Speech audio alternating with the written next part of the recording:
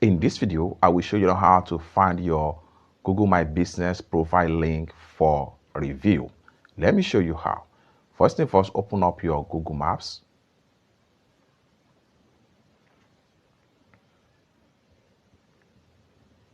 Proceed to business.